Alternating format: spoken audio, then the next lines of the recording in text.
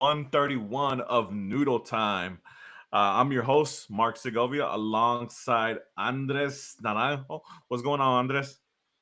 Mark, pretty good, man. It's been a while, a couple weeks, and a lot has happened on the Dana one. and A lot um, has happened. yeah, we're gonna talk about it, and it should be Yeah, pretty eventful. for sure, man.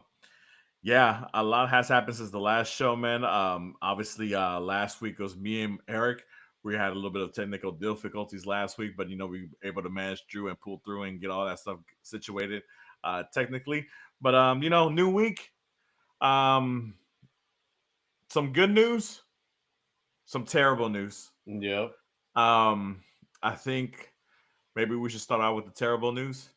Um, so with that being said, the terrible news is, guys, Andrew Tarbell is out for the season, tore ACL. Our number one goalkeeper who replaced Steve Clark this season is out for the remaining of the season. Right now, Jamie Meyer is our goalkeeper with Blake Gillingham as the backup keeper at this particular moment.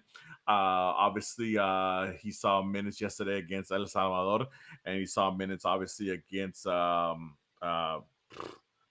who did we play this past week? I can't even remember who RSL. we played. RSL, that's right. Yeah. Um, but with that being said, Arju Tarbell out. Andres, your initial thoughts on them? I mean, such a kind of bad luck for a player who, for the majority of his career, has been a backup and given the opportunity to finally get first team minutes, regular first team minutes, and be that primary keeper. Not what you're looking for. Honestly, I was shocked with the news, and honestly heartbroken because Yeah. I know Tarble. He's been saying it throughout the lead up to the season that he kind of earned his spot already, and the club did everything it could to at least give him that opportunity. He did earn it towards the Open Cup win, as we saw a couple years ago, and last year in the opportunities that he got. It's extremely disappointing, extremely unfortunate, unlucky. Even I was right in front of where the injury happened, especially with the type of landing. That was what I feared the most because whenever you land like that, even if it's just like a weird motion or like just like a usual like a common fall that you do, and you fall like that hole in your knee, that's usually a bad sign. And I was I was literally praying that it wasn't gonna be that type of injury, but unfortunately it was. And it was kind of reported by OSG after the game because I was in the press conference, but OSG told me that, hey, I know Charles in crutches right now, and I was like, oh no, and Yeah. I fear the worst. It is 100% unfortunate. Another headache to deal with for Dynamo, and yeah, it's just a really bad for Dynamo right now, especially with the timing of it. Yeah, shout out OSG. Um, it's one of those things when it's like the old saying, when it rains, it pours, and right now it's pouring. It's Hmm. pouring for the Dynamo. Oh, sorry about that, guys. Wrong, that's wrong clip. Right now it's pouring for the Dynamo, and it doesn't look like it's gonna let up anytime soon. I mean, it's just one thing after another. Obviously for Tarbaz, as for himself personally and professionally, such bad luck, to finally have the opportunity to showcase. I mean, obviously as the backup, and in the few times that he was called upon, and obviously throughout the U.S. Open Cup run in 2022, when he was the winning keeper. He obviously shown and proved that he had the capabilities of being a number one. And obviously, with Steve Clark kind of maybe being aged out, and Tarbell being there, Ben Olsen and the club had all the confidence in the world to allow Tarbell to be our number one keeper. Because realistically speaking, I mean, obviously we've talked about the offseason, and they didn't seem too concerned about looking for a keeper. I mean, we let obviously Steve Clark go. Xavier Valdez, which was another keeper that we had under us last year, was let go as well. And Tarbo was really handed the keys as soon as last season ended, and we were looking forward to it. I mean, is Tarbo the most athletic goalkeeper we've had? No. Is he the most gifted? Not necessarily, but I mean, but he was sound, and and in the league, you just need that strong presence between you and the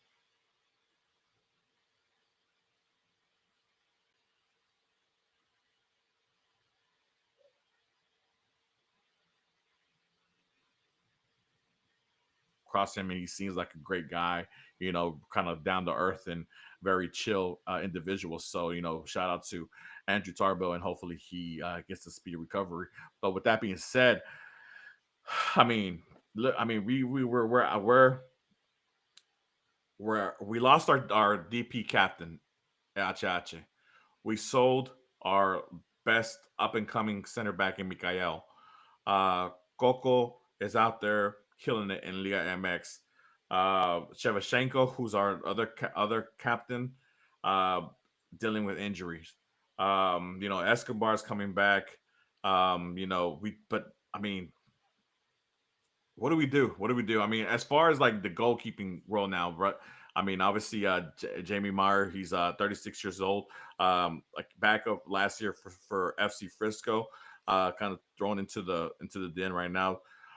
Do you think he is the one we're going to keep going with forward, or is there a signing coming soon? I mean, the window's still open. There's keepers available, especially obviously the one that we Alfred mentioned, Steve Clark, who obviously would be, some people think, logically the easiest person to go and pick up and give him a couple of weeks to warm back up and get back in shape and all that good stuff. Your opinion on this, on the goalkeeping situation, and what we might do or what we should do moving forward. Yeah, I think it's gonna go with someone that has enough experience to cover the Dynamo at this point. Obviously, the a lot of people have been highlighting the fact that Steve Clark still doesn't have a job yet, which is like probably the easiest choice you can do. But it really depends on the situation. Obviously, payroll comes to mind, and whatever else happens, and of course, if Steve is up for that, and of course, like we do have a lot of people saying, "Hey, Drake Callender in Miami is trying to move on," and of course, that probably just take more resources, even though he has a ton of experience, and probably will be ideal.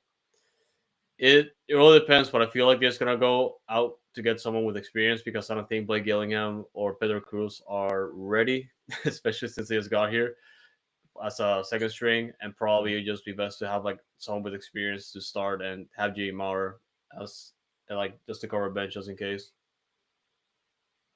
So, I mean, if I'm giving you the Pat Onstan role, if I'm giving you his shoes to wear for a day, what direction are you going as far as goalkeeping? I mean, obviously Drake Calendar's a interesting name, obviously, but that might cost you a little bit, and possibly some assets, to get him over. Even though he is the number two in Inter Miami right now, and obviously he's has been involved with the U.S. men's national team as well.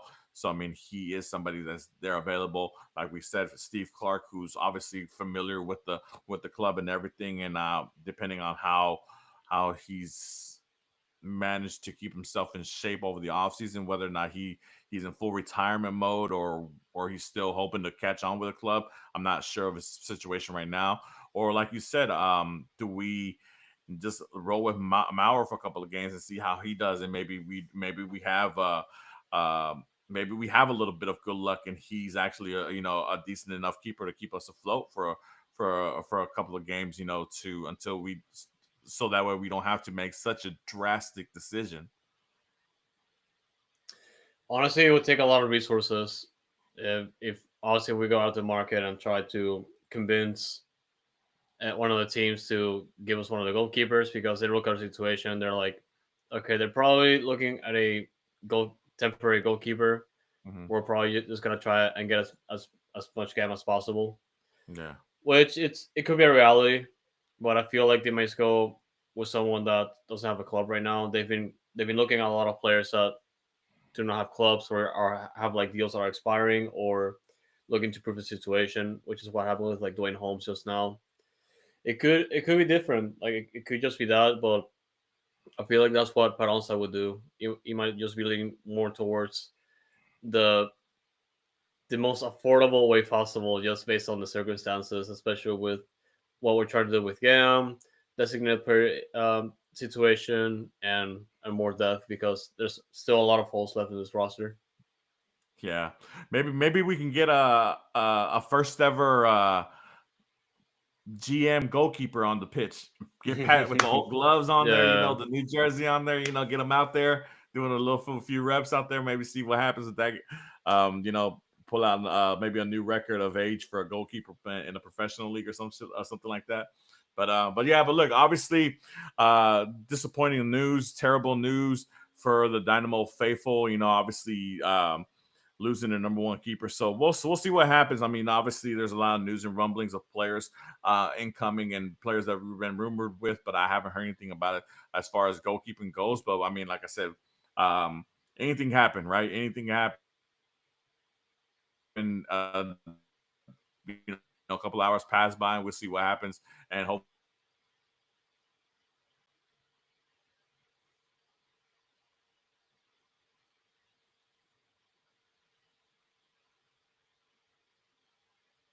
we played RSL, a 2-1 loss at home again. So that makes us 0-0-3 at home. 0 points, 3 losses, 3 goals scored, 8 goals allowed. It's got to pull them out again. Not good. Not good at all. On my Not good at same all. my same experience this past 3 games at home. Yes. Home sweet home. Nope. Home unsweet home, as we're gonna call it for this segment.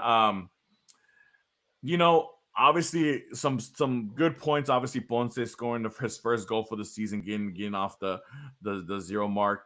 Um, Bassi having the confidence to shoot the way he shot that goal, which was a great goal, and obviously, unfortunately, got called back on an offside sense, supposedly player interference by Ponce. Which, when we all look back at the replay, I'm not a professional referee. I don't sit behind the screens and Dallas for VAR for MLS like a lot of referees do, but in my opinion, and a lot of opinions of people who are not primarily Dynamo invested, where's the offside? Are saying where's the offside? Where was the interference? The keeper saw the shot the whole way. All Ponce did was just turn his head to see the ball go by. Made no movement, made no physical movement towards the ball, made no movement to detract the goalkeeper from going a certain type of way. But unfortunately, as we've seen in past seasons, um, the refs are not too good to the Dynamo.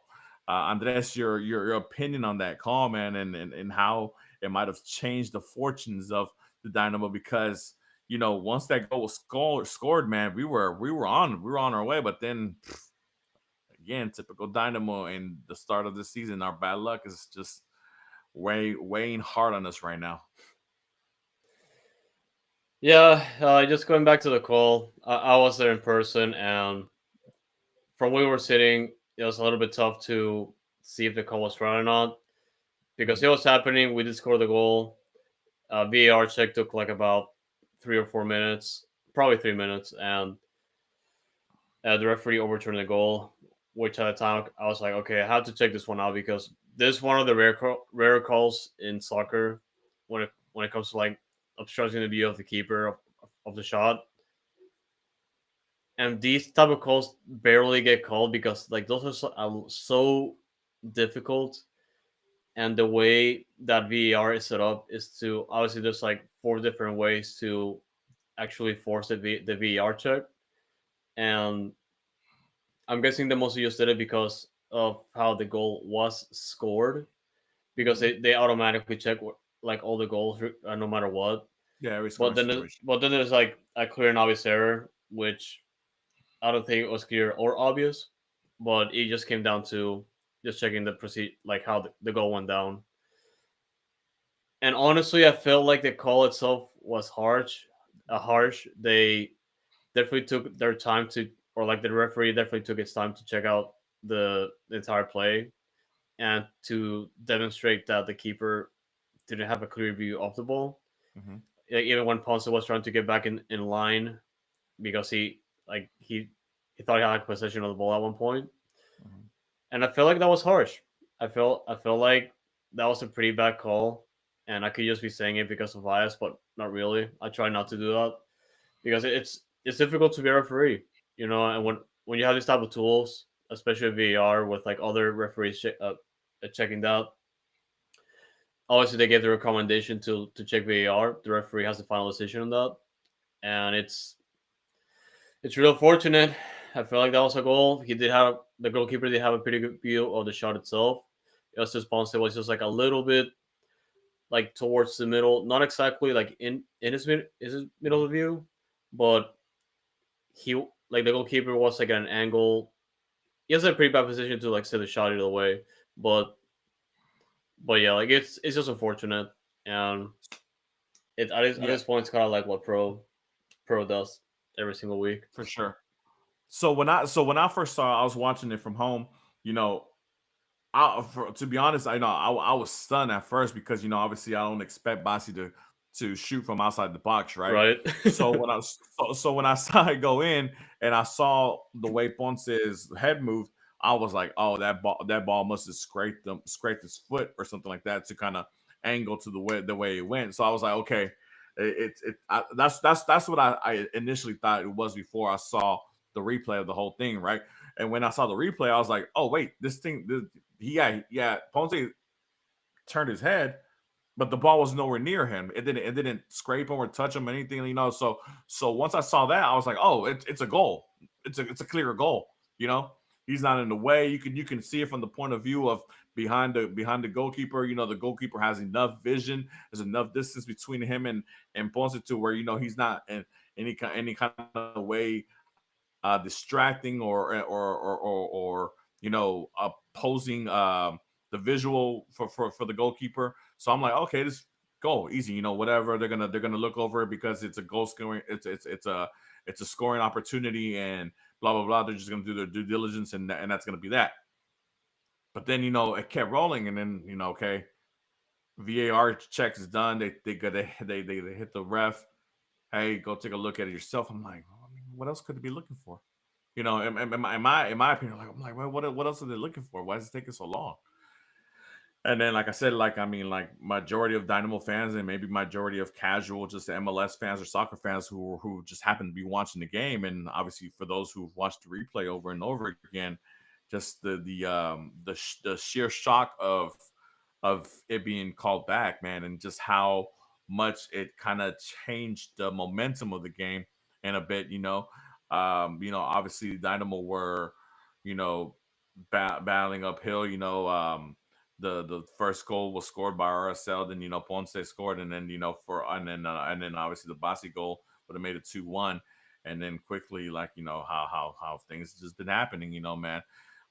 Things go wrong our way, and it can't just be one thing that goes wrong. It has to be a whole collapse, and that's what happened. And then obviously RSL takes advantage. A great cross, a great shot by I forgot who did it, but obviously and Diego Luna ends up at the end of it to head it home and take the 2-1 lead, and obviously take the game from the Dynamo to continue our winless start at home. But unfortunate events, man. Unfortunate events. My question to you, Andres, about the game. Um, Obviously, like I mentioned earlier, great to see Ponce finally score his goal. But any other bright spots from this game that you can take as far as like a glass half full type of deal? It's tough to at this point like not come out with a win for like the past three games at home, and especially after this type of result, because you can see a goal in 45 seconds, and then you're still playing from behind for like the past couple of games at home as well. Mhm. And granted, it's mostly because this team is still trying to get adjusted. It's fairly new. in the sense that they've already lost a lot of key pieces that held them together, especially last Mhm. year. But you look at it and the progress and like everything that happened in the off season, it really leaves like a bad taste in your mouth because you had all this time to figure it out. The timing of all the players leaving was not ideal. And granted, it is a business at the end of the day, and the team has to be ready for it. And it's really disappointing because I had like a lot of faith with Panos and Asher Melnison to do things and to have this team ready by the time the season started because I was more afraid that this type of situation was going to happen. And I was pretty vocal of my approval for Pat and Asher, and I still am. It's just a matter of just having like the worst start in franchise history, like after 4 games. Definitely not ideal. Yeah. And even though there's like a ton of season left to turn things around, like for me, I feel like after watching these few games that I was very favorable for like Pat and Asher, and I still trust them, but I feel like they missed the mark here.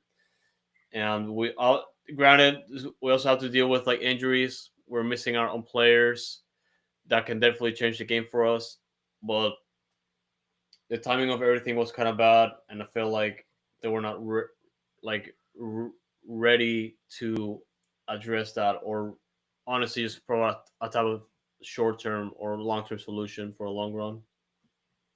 Yeah. Um, yeah, I can't help but to agree fully on what you just said. But speaking of missing pieces, we are going to be missing another piece this upcoming game against Seattle. Our very own, our I guess our biggest acquisition this offseason, Jack McGlynn, has been called up to the USA's men's national team as a last minute called up to replace who's he replacing? I forgot who got hurt. I can look it up real quick, but Yeah, yeah, yeah, he did get he's replaced. he's Yeah. replacing somebody. So while in the meantime, while Andres looks up who he's replacing, obviously our very own Jack McGlynn, who we known has been a U.S. men's national team player for a couple of games now, handful of games. He is getting the opportunity to participate in the Nations League semifinals, which happened today against Panama. I haven't had the opportunity to look at the game or look at the game if he got any minutes today or anything, or if he just stayed on the bench. But unfortunately for us, it means we don't have Mr. McGlynn available to us when we go up to Seattle to face the Sounders. Um, obviously you're happy for the players to go out there and represent their national teams. It's a huge achievement. It's a huge um, exposure for the player to go out there and play these national international games, especially with their national teams. And obviously the Nations League being something fairly new and something so dominated by the USA men's national team since its inception. Sorry. Um, it's obviously a great learning experience for Jack McGlynn, and hopefully it makes him a better player going up there training with players who are abroad, playing for Italy, playing for England, playing in Germany and stuff like that. Seeing something different as far as training sessions go, aside from what's going on with the Dynamo and stuff like that, and just give him a breath of fresh air, because obviously him coming in to a new environment with the Dynamo, and unfortunately, what's going on with the Dynamo, it's not leaving a good taste in a mouth of any player, right? Especially a young player who has a lot of upside and a lot of ceiling to show, but obviously he still needs a little bit of time to adapt with his new teammates, but gives him an opportunity to go out there, and just kind of kick around with the best of the best for the USA. So, Andres, your thoughts about McGlynn joining the USA men's national team, and just the thoughts of not having him for the next game against Seattle, which obviously it's an unfortunate a game that we're gonna have here against Seattle, which that doesn't look good for us, particularly well for us turning it around and try to grab some points. But your thoughts on McGlynn with the USA's men's national team? It was expected. Like we've seen this coming since we signed him that he was going to be featured with the U.S. men's national team in some capacity. Initially, we weren't worried as much because he wasn't called up, but because of the injuries, I believe it was for either Brian Gutierrez or oh no, sorry, Johnny Cardoso or Anthony Robinson that he was Cardoso, it called was up. Cardoso. Yeah, Cardoso. Yeah, it was mostly an injury replacement player, and I did watch the Panama game. I think I should spoil it right now. But McGlynn was subbed on the second half. I believe it was around the 65th minute, if I'm not mistaken. And Panama scored the winner in the 92nd minute. Who scored the And winner? I can tell you that Oh, Coco got the assist. I think it was man, Waterman. Coco's killing it, bro. I think it was Waterman, the striker. I believe it's the striker for Panama. Yeah. But yeah, he's still gonna be playing the third place game since Panama beat the U.S. men's national team, and it's gonna be against the loser between I believe it's Mexico and Canada, and yeah, I believe that game is gonna be on Sunday. So yeah, because of that, he's gonna be missing this game against Seattle. It's gonna be massive. We have like you said, we haven't won in Seattle yet, so it's gonna be a massive ask to get a result here, especially coming out of playoffs last year, and really just being in Seattle at any point in the past decade. So Yeah, so I was gonna go ahead and talk about some maybe some positive news figures first, but let's keep with the negative stuff for a little bit, just so that way that way we can get yeah, everything all that stuff out the way. Obviously, this Saturday we're going to play Seattle and Seattle. I think it's just they still call it Lumen Field if I'm not mistaken. yeah. But obviously our record there is not too pretty at all since Seattle's joined the league in 2009. Andres, how many wins have the Dynamo had in Seattle since 2009? Zero. Damn. Big fat zero. I mean, there's a first time for everything, right? Yeah, we did it against Vancouver last year. That was our first win there. But Yeah, I mean, it's the first time for everything, but uh, not counting the ties that we had with them in the playoffs that we've had a couple ties in playoff matches, we've only managed to grab 2 points since 2009 from Seattle Sounders. So, um, pretty tall mountain to climb if we're looking to grab some more points off here. But I mean, look, um, it's bound to turn around for us at some point, right? Like, I mean, can Diesel find a nut and and get a couple of points? Like a point. I mean, look, I was surprised he got the point in Columbus, right? But obviously, given the circumstances, what's going on with Columbus as well, you know, hey, a point in Columbus is a point. Is a point. Can we do the same thing in Seattle? Can we just hold it down to where we don't go out there and just make a fool of ourselves and maybe just play some amazing defense and if we can get a goal, great. Hey, that'd be great. But if just go out there and just work for that point, do you think that's a possibility? I mean, I would want to play for the win, but I mean, I think I'm asking too much for a team that's been too depleted with injuries. Obviously, transactions that players have gone, and obviously, with call ups as well. Can we get a point, Andres? Can we get a point? we can, but they essentially have to play the perfect game against Seattle, and it's gonna come down to defense mostly, like we saw against Columbus.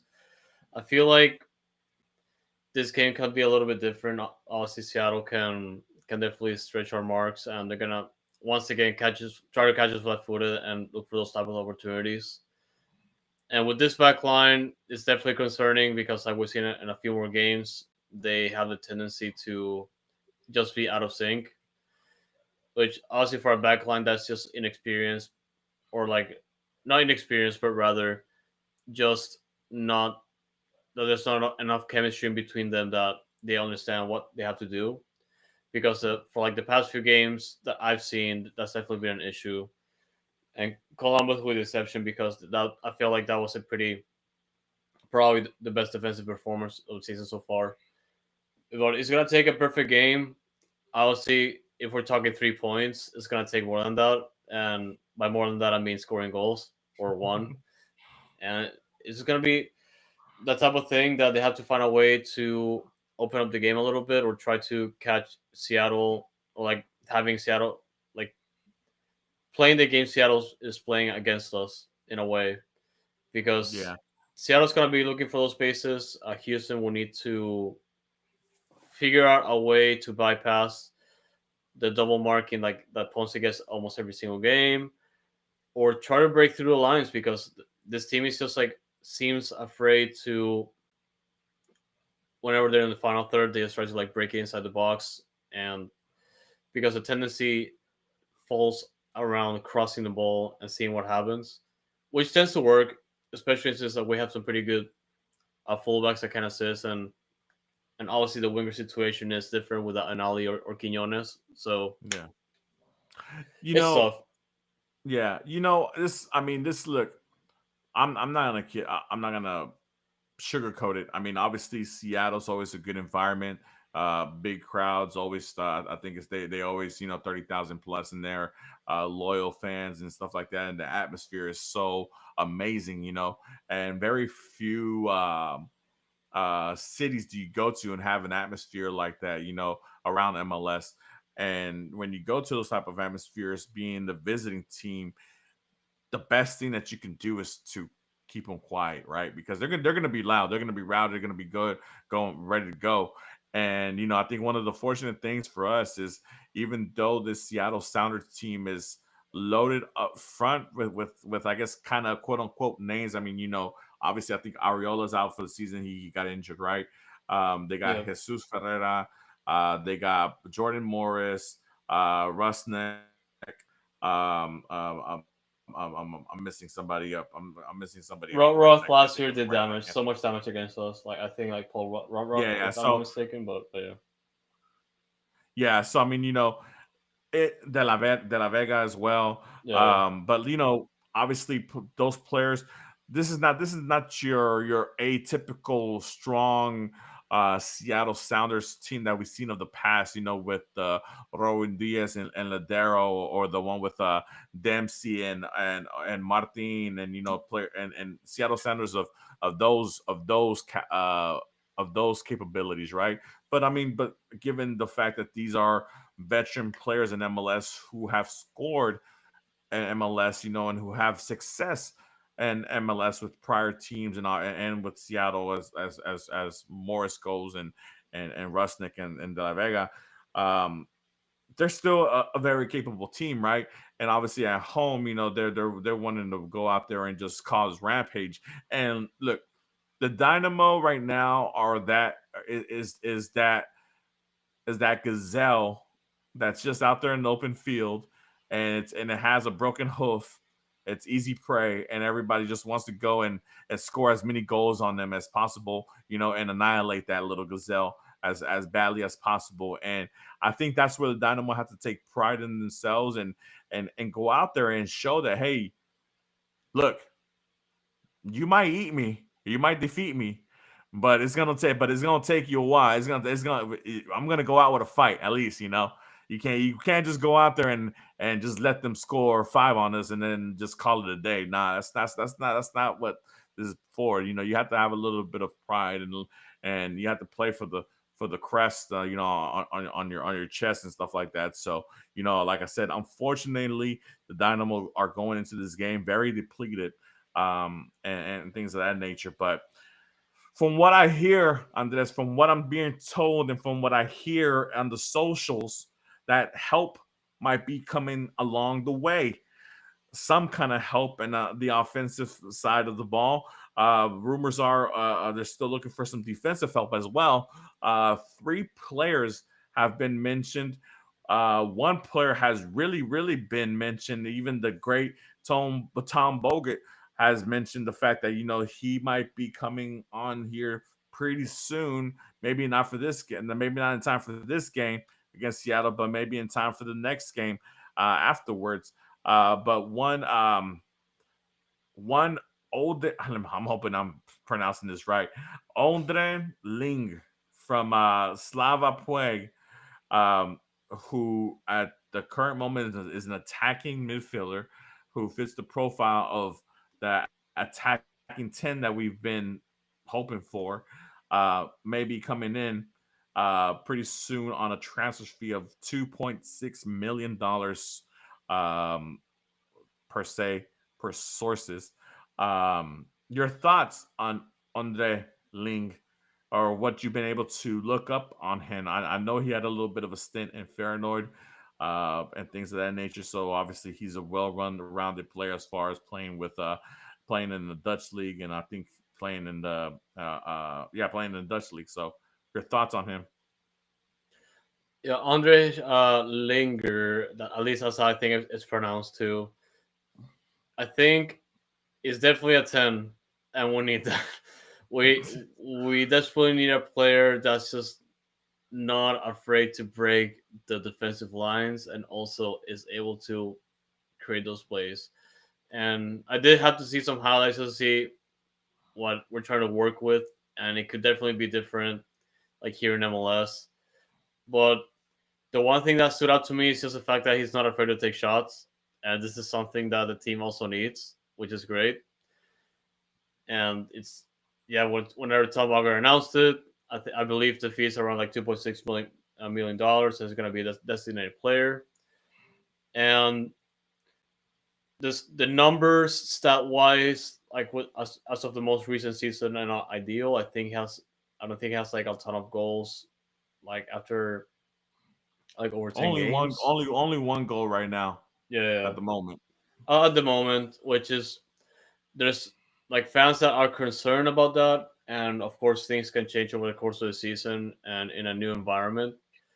But it's more about the question as to how fast he can fit into the system and how is he going to contribute. Because I feel like as a 10, he can definitely just be a type of player that we need, or the piece that is missing for this team to work offensively.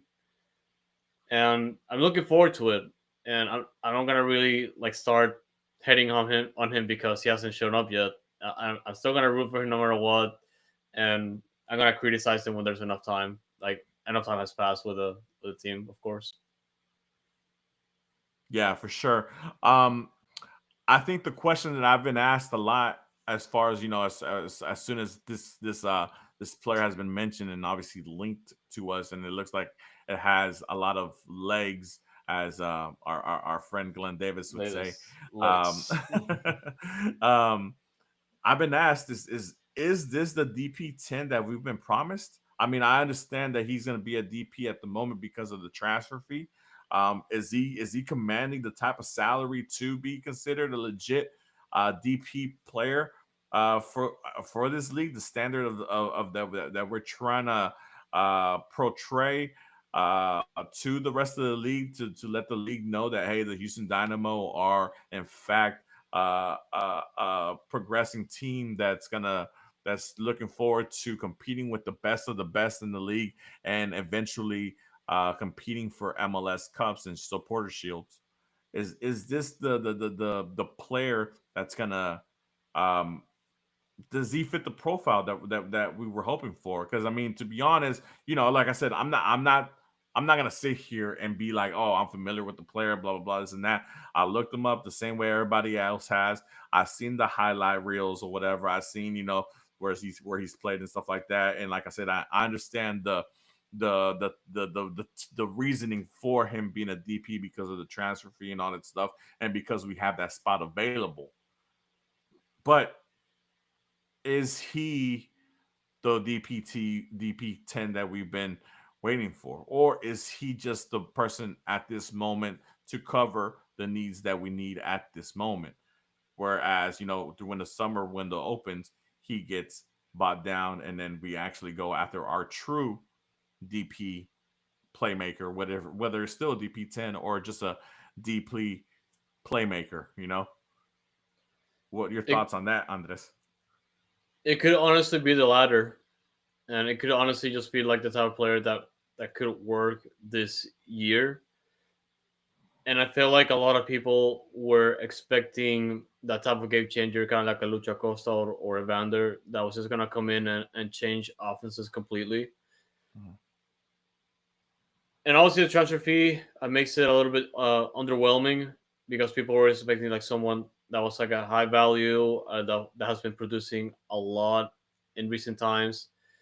And Andre Hinger, of course, with the numbers right now, it doesn't look ideal. So a lot of people are resorting to his current record. And like I said Mhm. initially, it really things can definitely change in MLS. Like in the right situation, he can just be like a different player Mhm. because it worked out for different players whenever they're somewhere else. They fit in a system that benefits them, and they're able to like take advantage of his abilities. Mhm. But that's all obviously remains to be seen, and we'll have definitely have to see it play out whenever he comes in. Since Tom reported already, I'm pretty sure it's gonna probably gonna be another week or so until he's announced officially. He might not even play a game until like probably 3 weeks, probably less. But it's really gonna depend on how long it takes to get here or announced, and see how he prepares. And I'm saying that because we need a 10 right now, and we need bodies, honestly. Yeah. No, look, I agree. Look, obviously the numbers and the statistics right now currently aren't as eye popping as we would hope. Obviously a 2 million transfer fee isn't doesn't sound like that much of a big deal. Especially after we paid 7 for Ponce and almost 5 for Sebastian Ferreira prior to that. Um, so I don't know what type of player is. I mean, we're hoping that we're getting a player, right? We're hoping we're getting somebody who's going to be motivated to come into a situation where we're giving him basically the keys to the club and be that attack minded player that is able to connect with Ponce and just score goals and create chances, right? Um, Look, I'm always for looking for those players who are diamonds in the rough. Don't get me wrong, when you can find a cheap player and just make that player shine through obviously training and building him up, building his profile up, that's amazing, right? But the unfortunate thing about the situation that the Dynamo are in right now, diamonds in the rough right now, it's not the game we should be playing. We need diamonds that shine brightly right now because Yeah, we are so depleted. We are so far behind, and it's frustrating. I mean, it's frustrating because look, I'm not gonna sit here and be like, oh, I know all be all, or I have sources and things of that. No, I'm a Dynamo supporter. I'm a Dynamo fan who it just happens to be in front of a camera talking Dynamo because I love this team and I want to support this team as much as possible. And then look, when I want to be critical about them, I want to be critical about them, and when I want to applaud them, I want to be able to applaud them, and things of that nature. And it just I hate the fact that that we had the start of the season. We're 4 games in deep, and we're struggling like this because not because the team chemistry isn't there. It's because of the lack of players and the loss of the player talent the talent pool has been depleted from us. And we have and the front office in the club has not properly refurnished it, and that's it. Realistically, that's it. I mean, there's just no other reason. I mean, for as much as I want to place blame to the coaching staff or Ben Olsen, I can't. Like, Ben Olsen is just a sitting duck out there. I mean, like I mean, I can be that one of those frustrated fans to be like, yo, change your tactics, change your formations, try to build a formation surrounding the players that you have at the moment with the talent that you have, but there isn't any talent under this. There, like it's an unfortunate thing, and yeah, I mean it's frustration. Obviously the fact that Linger seems to be a player that is for sure going to be coming to the Dynamo here pretty soon. That's obviously a great thing. I'll mention the two other players that were mentioned that were linked to us here. I don't know how true these are, but I mean, but they are players that have been mentioned alongside with the club. So we'll see if anything happens with those other two. But but yeah, man, we need bodies, but we need bodies with talent. We can't. I mean, I don't need another another bench warmer, per se, that just is going to pretend to play starter. So, I mean, we'll see what happens. And like I said, I hopefully, after he signs, and obviously the visa issue, gets resorted and all that good stuff, he comes in and, he doesn't need that much time to adapt. But that's the bad thing about bringing the new players during during the season, because you have to allow them time to adapt to the new surroundings and to build up chemistry with the players, because they're used to playing one way. The players are used to playing another way. It might take him a while to get to have an understanding of what Olsen wants or expects from him as far as in his system, and things like that. So I mean, hopefully they were able to look at this player and his profile, long enough to the point where we think that this player doesn't need a significant amount of time to adapt to the league and to adapt to the team. So we'll see what happens. Um, let me throw you the other two names out before we move on. Andres, another attacking player. Now, this name I might butcher. I'm gonna butcher this name real bad, but it's Abdelkahar Kadrid, Algerian player for who plays in Belgium right now, currently for KV Corte in the Jupiter Pro League. Another attacking player who has been linked with the Dynamo, obviously kind of the same profile as Linger. So maybe now that Linger is more across the line, maybe they're not looking at this player, or maybe he is another player who can come in and maybe help along um, with the attacking deficiencies that the Dynamo have at the moment. But right now, he has 23 games under his belt, 1 goal and 6 assists. So he, not big numbers, but as far as assists goes, he's out there providing opportunities for his players up front to be able to score. So I mean, I don't know if you had a chance to look this player up, or have or anything like that, but um, nothing too crazy. Algerian international, has played with Algeria and their international team, their national team, a handful of times. So just a name and a player to look out for. Who knows, right? Who knows? Anything that you want to add for Kadri? Like honestly, like outside of Linger, the other names floating around on Twitter, I'm not really like holding on to hope right now until Mhm. someone else that's reputable reports it as a rumor. Yeah, Obviously, if like someone like Tom, for example, reports on it, it's pretty much true. yeah. So I'm just waiting for it, like because the sources that I saw floating around Twitter, Like I said, it's just like a these are just names that I saw linked. yeah, Obviously, it's not obviously we're hey, if Tom, says it, then it's for real. But these are just kind of players who have been linked through other sources, maybe not the most trustworthy sources, or or maybe not, or sources that we just haven't heard of before, but just names. One a defender has been linked, Mariano Torrillo, who's an Argentine center back, who currently plays for Benglano and first division for Argentina. Uh, just some more defensive help. Obviously, we right now our defense is lacking. It's very poor right now. yeah, So obviously, we can get it, as if we can get some more defensive help.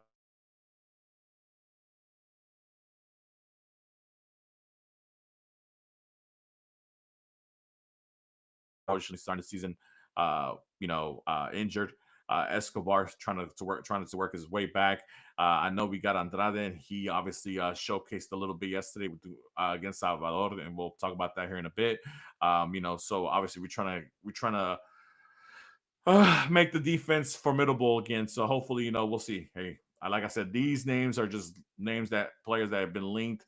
Nothing for sure aside from Linger.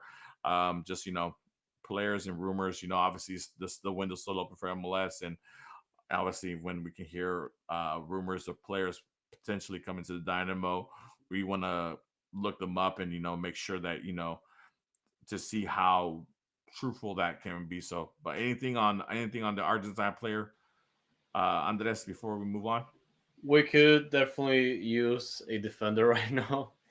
And if this rumor were to be true, I feel like this will be a pretty good addition. So it's just a matter of seeing how it goes. I haven't done research with it in those type of players yet that were just mentioned, so I'm just gonna wait for it. For sure, for sure.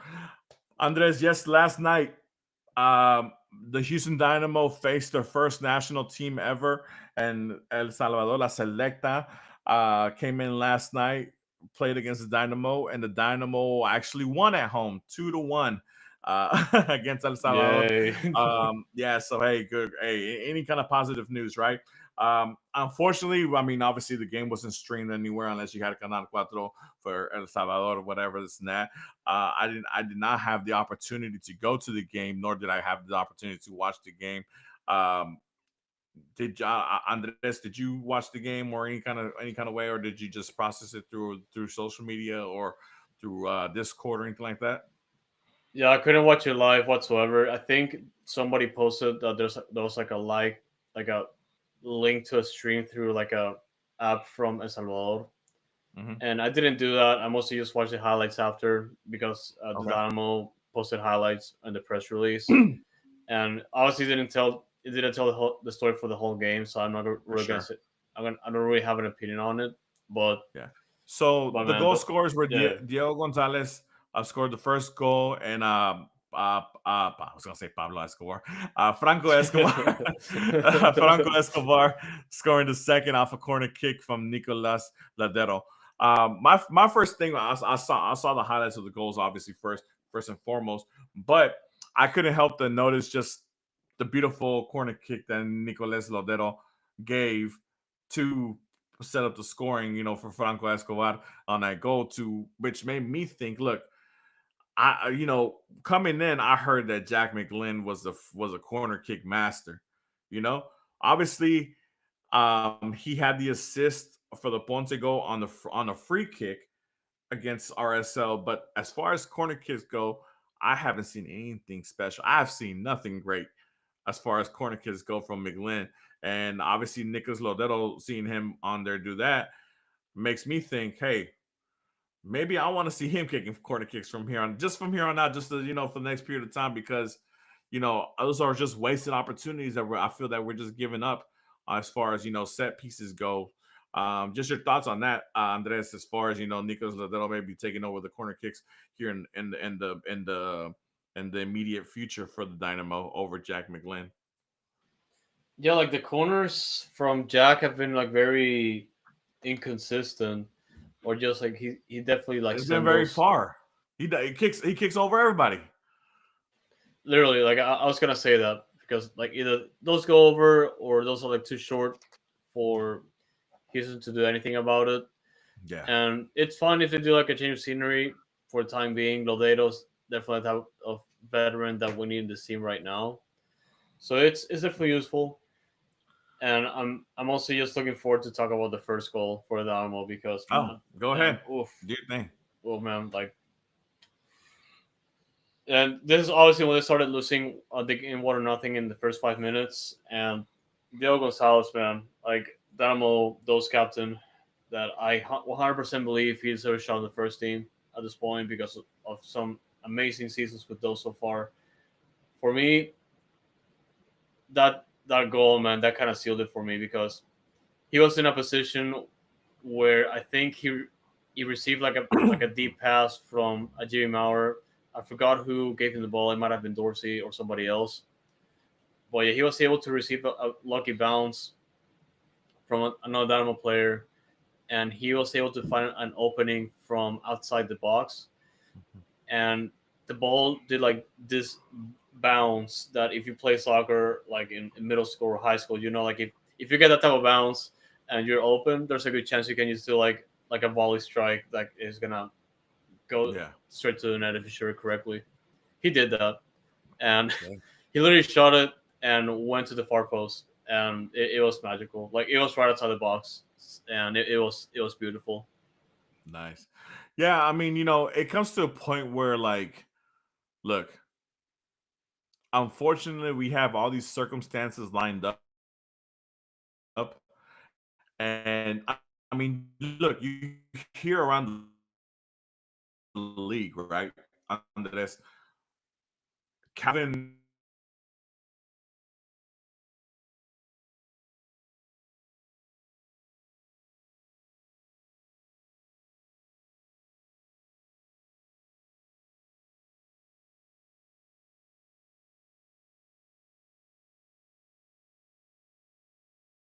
you have so many examples of youth, young, super young players, teenage players playing first team minutes for clubs who are stacked and who are doing great on their team for their team, but yet they still find a way to interact with youth. Look, Seattle Sounders a couple of years ago were in the midst of supporters of battling for the supporter shield, and I think half their squad was youth players, academy players at one point, playing. I mean, just doing their thing, given the opportunity, they grabbed the bull by the horns and started doing their thing. When is the Dynamo gonna go into that kind of form where look, right now right now it's more a need than a want, right? I don't like I said, if the team was stacked and we're loaded and we're guns blazing, and it's whatever. Look, I can understand why Diego Gonzalez or Brooklyn Reigns or or Exxon or whatever other young prospect you think could come and help is being pushed back. Look, if we're a veteran team, we're guns blazing, we're out here trying to fight for every cup and title that we can possibly get our hands a hold of. I understand. But in the situation we're in right now, this is the perfect situation to allow those players to come in and see what they can prove. Hey, man, Lord willing, one of them is actually really, really good, and he just happens to be super young, and he can put a spark and put a fire underneath this team, and and make something happen. Lord forbid that happen for us with such a youthful player, right? Exxon or Inali when he comes back, or whoever it might be. Do we need to allow these players the opportunity to play, especially in the situation we're in right now where we don't have bodies? Like, look, do I really need a Junior Uso? No disrespect to Junior Uso, right? Great player, professional, whatever, blah blah blah. But do I really need a Junior Uso playing 60 minutes at 36 years old? I mean, let me give those 60 minutes to Diego Gonzalez or Brooklyn Reigns, and let's see what they can do. They're hungry. You know, they want to prove themselves as professionals. They're doing it in Dino Dose, so now they want to do it in the first team. Give them the opportunity. If they can't handle it, or if the brights are too bright for them, then okay. You know, you give them another shot, another game, whatever. And if it's too much, then okay, fine. Then we see that they're not ready for it. But I can't sit here and tell you that they're not ready for it because they're never given the opportunity. Andres, I mean, your thoughts. I mean, look, like I said, with all the respect to the veteran players that we signed, like Uso, Stairs and things like that. Obviously, Ali U and Ladero. But I mean, but if Exxon or Diego Gonzalez or Brooklyn Reigns is given the opportunity, I would much rather have them out there. Yeah, me too. And we're at the point of the season where we have to start thinking outside the box to get things going. And I've said it a few more times already that it's still a long season and this team can improve over time with the roster they have. But honestly, like you said, like having players that are just hungry to get that professional experience, like especially Diego Gonzalez, which is the type of player that has proven enough to get the call. Like it will be pretty massive, and that's definitely something that those players are looking out for. And this is the same path that Mikael took. And remember that Mikael started off first as a dose player, and whenever he came up, like his first few games were just really bad, and he kept playing, like he kept getting opportunities with the first team, and he just evolved. and Yeah, he just we turn a profit on him for like millions of dollars, yeah. which is He's playing. obviously the thing that he was looking out for, or like the club is looking out for, to like turn a profit on players, which is business. But it's obviously a type of business that the Dynamo are just looking to do, or just like develop players over time to see what they can do with them. And I feel like Diego Gonzalez could be that next player that can just be that presence on the team that can change things for them, or just be that presence in the midfield that's just going to be a constant threat. Yeah, great example. I mean, look, you got Mikael for pennies on the dollar. He comes in, Dynados does okay, then goes for Dynamo, and now he's playing for arguably the biggest Brazilian club at this moment. And Palmeiras. I mean, it can happen, guys. It can happen. Pat Onstad said so himself. They're looking for the next Stuart Holden, that next player from the Houston area to kind of be like that home that they're homegrown, to call their own. Diego Gonzalez is the closest person that we have to that at this moment. So why not give him the opportunity, to showcase that, you know? And like I said, if he fails, okay, you give him as many opportunities as he can, and hopefully you hope that he prevails and he becomes better. And if he doesn't, he just doesn't. But it showcases the fact that us as an organization is not afraid to give the youth an opportunity, and thus that would be more advantageous for the youth, for the Dynamo Dos, and for the academies to see that and allow players to come into our academies and play for Dynados, to see, for them to see firsthand and like, oh, this club is really serious about giving minutes to their homegrowns and to the players that come through the system. That's all a youth player ever wants. An opportunity, a pathway to the first team of the professional league. That's all a youth player ever wants from an academy. So, but we'll see what happens. Especially with McGlynn not being there. Maybe he makes the match day, uh, 18 for Ben Olsen this weekend against Seattle, or maybe he gets to call up for the first team. Who knows? We'll see what happens. But before we go, Andres, I gotta ask the question I've been asking the last couple of weeks. Okay, and I need you to answer me truthfully with no bias. Be as truthful as possible. Okay, are the Dynamo the worst team in MLS right now?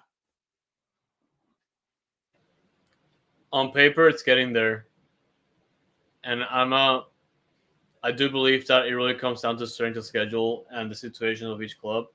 But on paper, we technically are close to one of the worst teams in the league right now, and it really speaks to how the team has been able to, or hasn't been able to, approach like each game how they wanted to play. It's been a lot of personal mistakes and just a lack of focus on the game that has to set the Dynamo back this early in the year. It can happen, like it can change, sure, but we're gonna have to see it. And we got 30 games to go. Yeah, I mean, look, there's only two clubs in the entire league who have scored less goals than us, and that is ironically the MLS Cup champions LA Galaxy with 2 goals up to this point, and New England Revolution, who picked up a huge striker this offseason, and Leo Campana, who hasn't worked out for them at this moment yet. So, yeah, I mean, as far as West worst, I think, man, it's tough because we had such high expectations, right? Because of what we were dealing with and what kind of club we were, the last 2 years, but obviously any club with the loss of talent that we've had, I mean, how can you expect to be anything but just be down in the bottom of the table? But I hope that sometime during this season I will be able to change that question of, are we the worst team in MLS to, are we a playoff bound team in the MLS? So we'll see what happens. But guys, obviously coming to the end of the show, great times. Unfortunately, like I said, another loss at home to RSL and league play, a win against El Salvador. So hopefully that shows a little bit of confidence for the guys and this and that. Before we go, Andres, where can these guys catch us up at? Give out the socials. Yeah, so all season long at Dynamic Foxtrot, we're gonna be on X, formerly known as Twitter, Instagram, and Blue Sky. Also on X, we do have the handle called Noodle Tiempo, which we provide all the news for you guys all season long. That just started. Those started a while back as well, which means we do have 3 teams to cover this year once again. So we kicked into high gear just now. Uh, all 3 teams are playing this weekend, so look forward to that because we have a ton of coverage for you guys. And also, wherever you're listening to the podcast, I just search No Tiempo in your favorite podcast platform. We're gonna be there, and you're probably listening to this already. So we do appreciate the support already. And if you want to watch some video form, as always, we're gonna be on YouTube and Goals TV. If you look up Foxtrot TV, all of our episodes of the podcast are gonna be there, as well as special features that we'll do in the future. Um, and yeah, honestly, just a word of the wise. Just find the Noodle Man. You're gonna see it, and we're gonna have you covered for the rest of the year. It's gonna be a busy season like always. Of course, 3 teams to cover. It's gonna be just that. So it should be fun. Hopefully, Dynamo turn things around. We still got 30 games to go, like I said previously. So we'll see how it goes. Yeah, guys. Once again, thank you for the continued support.